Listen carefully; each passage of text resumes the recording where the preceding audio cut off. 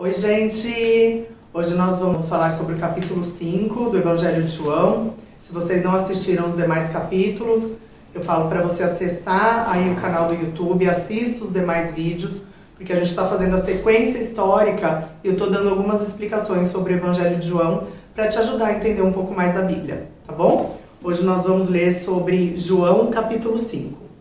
Então fala sobre a cura de um paralítico inicialmente, né? Depois disso, houve uma festa dos judeus e Jesus foi até Jerusalém. Ali existe um tanque que tem 5 entradas e que fica perto do portão das ovelhas. Em hebraico, esse tanque se chama Betsaida, né? Que é o nome que se dava. Perto das entradas estavam deitados muitos doentes, cegos, aleijados e paralíticos. Eles esperavam o movimento da água, porque de vez em quando o anjo do Senhor descia e agitava a água. O primeiro doente que entrava no tanque, depois disso sarava de qualquer doença, tá? A gente entende que isso era um misticismo, era uma lenda, né? Não necessariamente existia esse anjo que entrava, mas a cultura da época cria assim. E essas pessoas doentes sempre estavam ali ao redor daquele tanque para tentar ser o primeiro a entrar quando havia um movimento diferente ali naquela água. Versículo 5. Entre eles havia um homem que era doente fazia 38 anos. Jesus viu o homem deitado e, sabendo que fazia todo esse tempo que ele era doente, ele perguntou: "Você quer ficar curado?" E ele respondeu: "Senhor, eu não tenho ninguém para me pôr no tanque quando a água se mexe. Cada vez que eu tento entrar, outro doente entra antes de mim." Então Jesus disse: "Levante-se, pegue a sua cama e ande." No mesmo instante, o homem ficou curado. Pegou a cama e começou a andar. Isso aconteceu em um sábado. Importante essa informação, gente, pois vocês vão saber o porquê. E por isso os líderes judeus disseram a ele: "Hoje é sábado, e a nossa lei não permite que você carregue a cama nesse dia." Então, deixa eu dar uma parada aqui. O que estava acontecendo? Tinha um paralítico nesse tanque, fazia 38 anos, né, que a Bíblia está relatando aqui, que ele estava doente. E ele diz que a vida inteira, quando Jesus fala: "Você quer ser curado?", você está aí porque você quer ser curado? E aí ele vem e fala assim: "Eu quero, mas eu estou aqui há muitos anos, só que eu não consigo chegar até a água quando ela se movimenta, outra pessoa sempre entra na minha frente." E aí Jesus, declarando uma palavra, fez com que esse homem fosse curado. E aí esse cara levantou da tua maca e saiu andando com a maca na mão. Quando os líderes judeus disseram isso, o que eles falam? Eles falam: opa, hoje é sábado. Você não pode ficar andando com a sua maca na mão. Então olha que interessante, os judeus nem se ligaram que esse homem era uma pessoa doente há muitos anos e eles estavam preocupados com a parte religiosa da época, que era guardar o sábado e não fazer nenhuma atividade no sábado, né? E aí esse paralítico respondeu: "O homem que me curou me disse: pegue a sua cama e ande." E eles perguntaram: "Quem é o homem que mandou você fazer isso?" Mas ele não sabia quem tinha sido, pois Jesus havia ido embora por causa da multidão que estava ali. Mais tarde, Jesus encontrou esse homem no pátio do templo e disse a ele: "Escute, você agora está curado. Não peque mais, para que não aconteça com você uma coisa ainda pior." Gente, uma coisa interessante na Bíblia, não são todas as doenças, né? O próprio Jesus fala, vai ter um episódio que fala: quem que pecou nessa situação que a pessoa é doente? Foi a própria pessoa, foi os pais dessa pessoa? Jesus fala: não, essa doença não foi por pecado de ninguém. Mas lá em Gênesis a gente encontra informação que o pecado gera morte, né? E também a informação que Deus nos fez para sermos eternos, para ser o reino dele, mas o pecado gerou essa, vamos dizer assim, essa mudança genética do nosso corpo. Então, o nosso corpo, inicialmente, ele não foi feito por Deus para ter morte, né? Nem para adoecer. A doença, ela passou a existir a partir do pecado, segundo o relato bíblico. Então, Jesus fala: ó, você está sendo curado, mas cuide para não andar pecando, porque o pecado gera morte, tanto física, o nosso corpo, né, ele vai se definhando, e também morte espiritual, que é um outro tipo de morte que Jesus vem relatar aqui para nós. Nesse caso, ele falou assim: não peques mais, eu estou te curando para que coisas piores não aconteçam com você, né? Versículo 15. O homem saiu dali e foi dizer aos líderes judeus que quem o havia curado tinha sido Jesus. Então eles começaram a perseguir Jesus porque ele havia feito essa cura no sábado. Então olha que coisa interessante, né? Eles não estavam se importando com o grande milagre que Jesus tinha feito com aquele homem. Eles estavam preocupados de ter sido feito algo descumprindo uma lei mosaica de guarda de sábado. E isso fazia com que eles tivessem muita dúvida sobre Jesus. Como assim?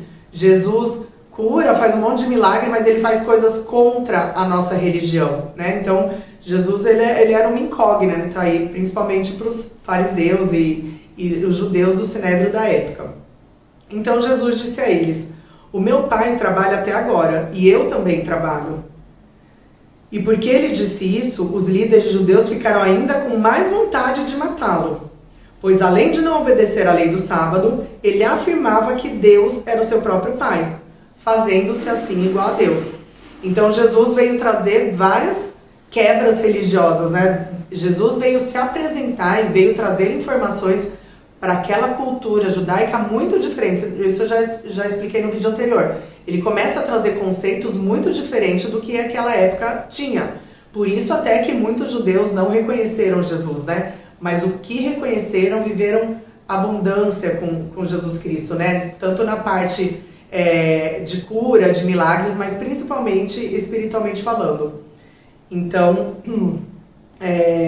isso era uma coisa que os líderes criticavam muito em Jesus, né? Dele sempre se dizer o Filho de Deus.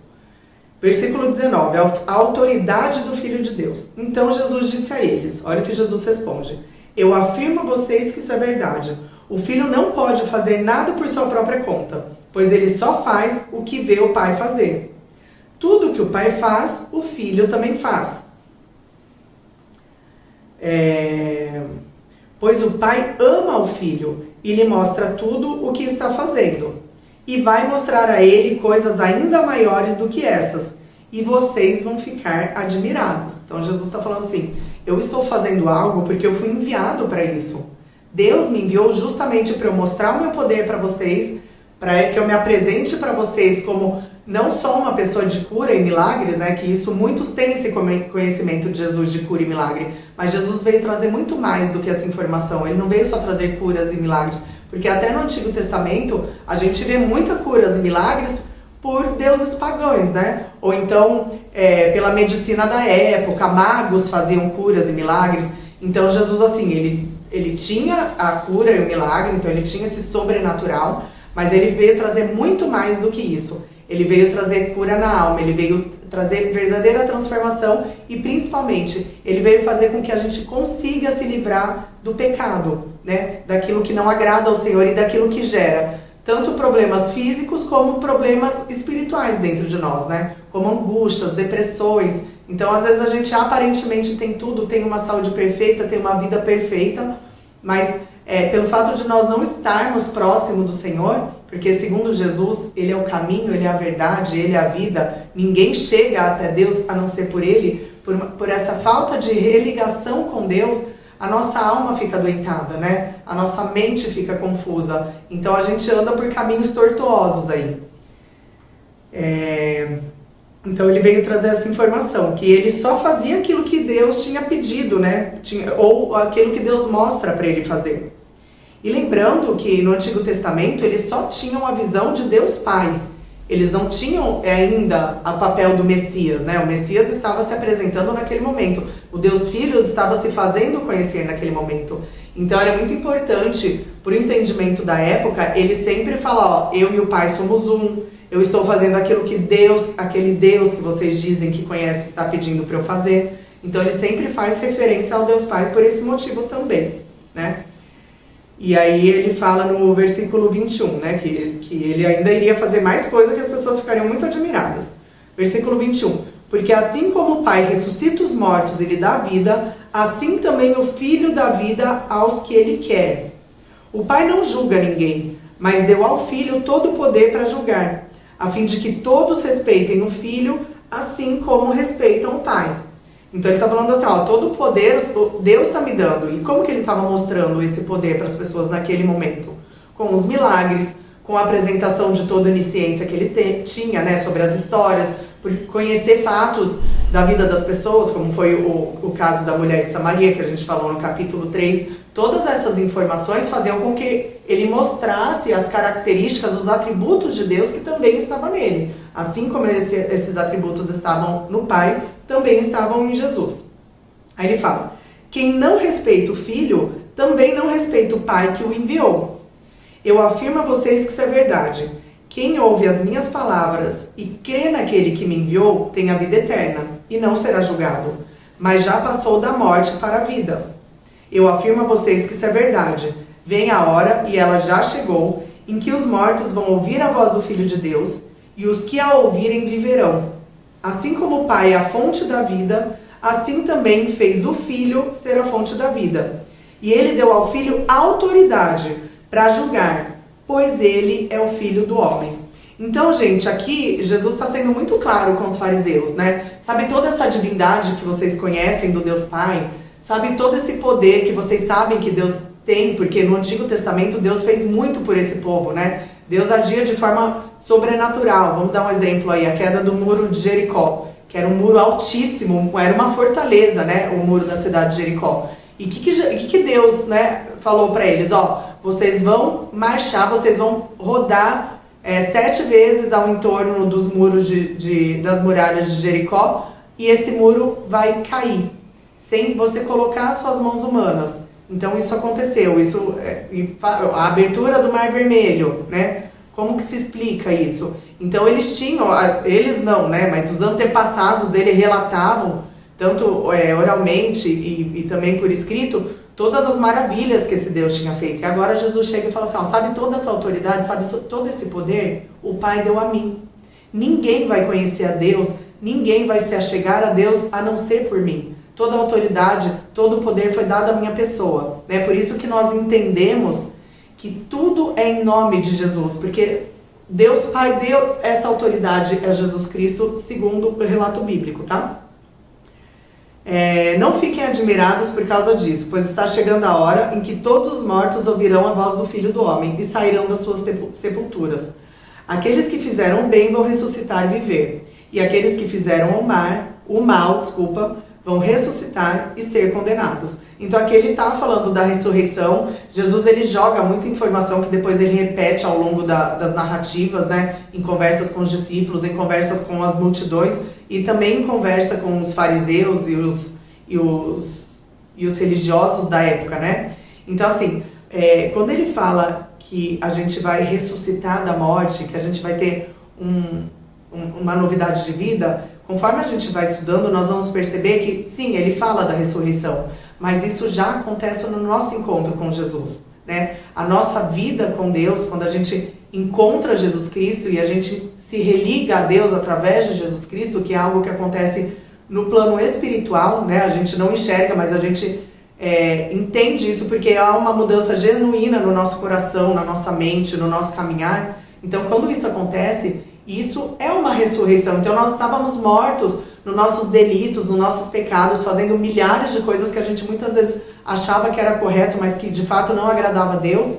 E aí a gente tem esse religar com Deus através de Jesus Cristo e a nossa mente ela se abre, muitas coisas começam a incomodar na nossa caminhada, sabe? Coisas até assim secretas que as pessoas nem sabem, mas, por exemplo, já aconteceu comigo diversas vezes de eu estar num lugar e eu lançar alguma palavra, assim, algum palavrão, e eu falo, nossa, que coisa esquisita, parece que não combina mais comigo, né?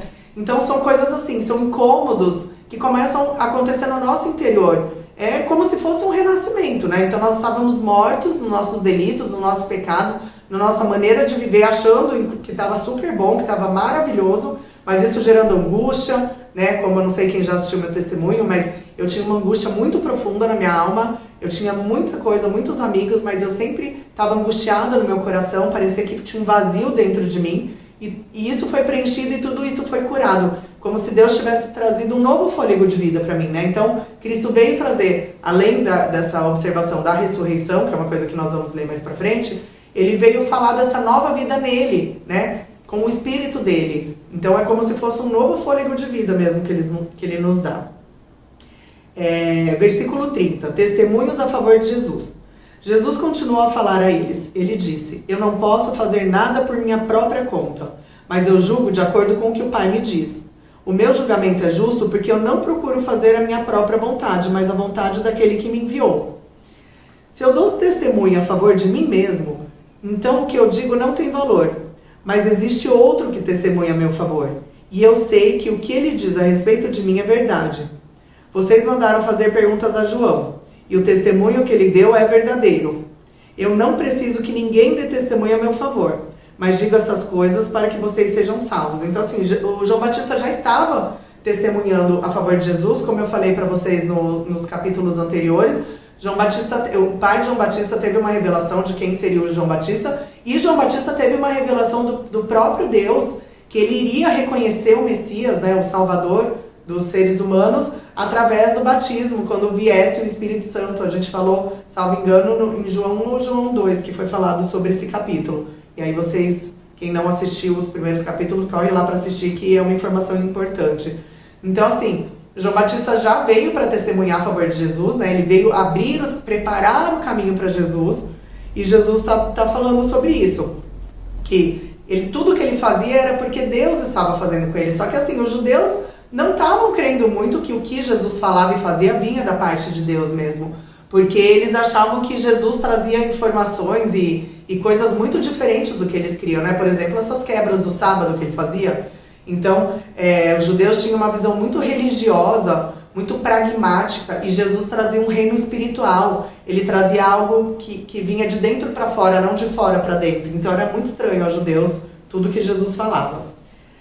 Versículo 35. João, no caso João Batista, era como uma lamparina que estava acesa e brilhava, porque eles conheciam muito João Batista, né? João Batista já pregava, já falava sobre arrependimento de pecados antes de Jesus se mostrar em público, né? Então eles conheciam muito bem quem era João Batista. Então ele fala assim, que João Batista era como uma lamparina que estava acesa e brilhava, e por algum tempo vocês se alegraram com a luz dele. Mas eu tenho um testemunho a meu favor ainda mais forte do que o que João deu. São as coisas que eu faço, as quais o meu pai me mandou fazer. Então ele está falando assim, gente, João Batista tinha uma sabedoria que vocês reconhecem, essa sabedoria de João Batista, né? Tanto que João Batista teve muitos seguidores. Mas ele fala assim, o poder que o pai está me dando de cura, de libertação de pessoas oprimidas por demônios e várias coisas que ele vai relatar ao longo da Bíblia, tudo isso é um poder que vem de Deus. Então, João veio abrir o caminho, né? Mas o poder que Deus me deu e as coisas que Deus me deu para fazer, que é realmente a libertação do ser humano, né? Do pecado, das coisas que não agradam a Deus, da tristeza, né? Porque ele fala que ele vem trazer alegria, ele vem trazer satisfação. Jesus vai falar muito sobre as coisas que ele veio trazer espiritualmente para nós. Então ele fala que ele veio trazer coisas ainda maiores e mais poderosas. Então ele está falando assim, pelas coisas que eu tenho feito, me reconheçam, né? Reconheçam que eu estou vindo da parte do Pai. E aí ele fala assim, também o Pai que me enviou testemunha a meu favor. Eu estou no versículo 37, tá? Vocês nunca ouviram a voz dele, nem viram o seu rosto. As palavras dele não estão no coração de vocês, porque vocês não creem naquele que ele enviou. Vocês estudam as Escrituras Sagradas, lembrando que Escritura Sagrada se refere ao Antigo Testamento, né? Porque pensam que vão encontrar nelas a vida eterna. Então, o que ele estava falando aqui? Vocês ficam estudando as regras mosaicas do Antigo Testamento, achando que aquele conjunto de regras e de religiosidade vão trazer vida, vão trazer vida para vocês, cura para vocês, vai trazer algo de bom. Só que vocês não estão crendo em mim, né? Lembrando que eu disse, acho que nos primeiros vídeos, que no Antigo Testamento, o povo ele não tinha um coração quebrantado. Eles andavam assim na linha dura, na obrigação, na obediência mesmo. Só que Jesus fala, né? Salvo engano em João 2, que Deus iria passar a procurar pessoas com coração quebrantado, pessoas que adorassem Ele espiritualmente, em verdade, né? Que tivesse o espírito verdadeiramente quebrantado a Deus, que não seria uma coisa por religiosidade. Então já falei sobre isso e repito. Eu faço tal regra porque eu acredito que aquela regra vai me aproximar de Deus. Gente, nada nos aproxima de Deus. O que nos aproxima de Deus é a nossa crença em Jesus Cristo, porque Jesus Cristo nos oferece o Espírito dele. Jesus Cristo, ele nos oferece vida. Ele nos oferece muito mais. O conjunto de regra não nos torna mais próximo de Deus. Então, ele veio quebrar a religiosidade da época, né? Isso é muito interessante. Então ele fala assim, vocês ficam estudando achando que as regrinhas lá do Antigo Testamento, que as palavras, que estão escritos lá, vão encontrar nelas a vida eterna. E olha que ele fala, mas são elas mesmas que dão testemunho ao meu favor. Mas vocês não querem vir a mim a fim de ter vida. Então ele fala assim, se você avaliar bem, tem várias escrituras, vários profetas que quando falam sobre Messias, assim, descrevem Jesus Cristo perfeitamente, né? Isaías principalmente, que fala que ele seria morto, calado, mudo, no matadouro. Então assim, se você lê Isaías e alguns outros profetas, né, que falaram da parte do Senhor, ele descreve perfeitamente que Cristo era esse Messias. E eles falam, vocês analisam as escrituras e não estão reconhecendo o Messias em mim, né? Versículo 41. Eu não procuro ser elogiado pelas pessoas. Quanto a vocês, eu os conheço e sei que não amam a Deus com sinceridade. Eu vim com a autoridade do meu Pai, e vocês não me recebem. Quando alguém vem com a sua própria autoridade, esses vocês recebem. Como é que vocês podem crer? Se aceitam ser elogiados pelos outros e não tentam conseguir os elogios que somente o único Deus pode dar? Não pensem que sou eu que vou acusá-los diante do Pai. Quem vai acusá-los é Moisés, que é aquele em quem vocês confiam. Então, ele está falando assim, vocês estão enxergando que a autoridade que eu estou tendo não vem de mim mesmo. Nós, em nós mesmos, não conseguimos fazer milagres, maravilhas. Isso é um poder que só Deus pode dar. E ele está falando para ele, gente, vocês estão aqui vendo todo o poder que Deus me deu. Eu estou declarando que eu vim para trazer essa salvação para vocês, que eu sou o Messias de vocês, só que vocês não estão reconhecendo. E aquele que vem falando qualquer bobagem, trazendo elogio para ele mesmo, né? Porque Jesus, ele sempre se remete ao Pai. Ele não traz elogio para ele mesmo. Ele fala, estou fazendo porque o Pai me pediu, porque o Pai elogiou. E muitas vezes a pessoa vem com uma sabedoria de homem. Nossa, eu sou sábio, eu tive assim uma ideia maravilhosa por mim mesmo, né? A pessoa se vangloria. Para essas pessoas eles davam mérito. Agora, quando ele dizia que era o Pai que estava dando toda a sabedoria e todo o poder, eles não davam a devida importância, né? Então ele fala, como é que vocês podem... 45 agora. Não pensem que sou eu que... 45 eu já li, desculpa. Não pensem que sou eu que vou acusá-los diante de Pai. Quem vai acusá-los é Moisés, que é aquele em quem vocês confiam. Se vocês acreditassem em Moisés, acreditariam também em mim, pois ele escreveu a meu respeito. Mas se vocês não acreditam no que ele escreveu, como vão acreditar no que eu digo? Então é o seguinte, gente, esse capítulo é muito forte, né? O que ele está mais querendo revelar aqui é para o povo judeu a messianidade dele e falando, gente, reconheçam o meu poder, reconheçam o que Deus está fazendo por mim. Porque eles estavam duvidando o tempo todo, né? Que Jesus era Messias e muitas vezes criticando tudo que Jesus fazia, porque ou não guardava o sábado. Nós vamos ler uma outra passagem também que eles queriam que apedrejassem uma mulher e Jesus fez algo maravilhoso e a mulher não foi apedrejada, né, por conta da religiosidade deles. Então Jesus, ele veio trazer uma libertação assim maravilhosa para esse povo, mas infelizmente nesse momento o povo não estava reconhecendo e Jesus estava tentando mostrar que as escrituras sagradas, que o Antigo Testamento em diversas partes já estavam revelando que ele seria o Salvador. Então ele fala assim, quando vocês se encontrarem na glória com Moisés, né, o que ele está querendo dizer, o próprio Moisés vai falar, gente, eu não acredito que vocês não reconheceram que Jesus Cristo é o Salvador, que Jesus Cristo veio para salvar vocês.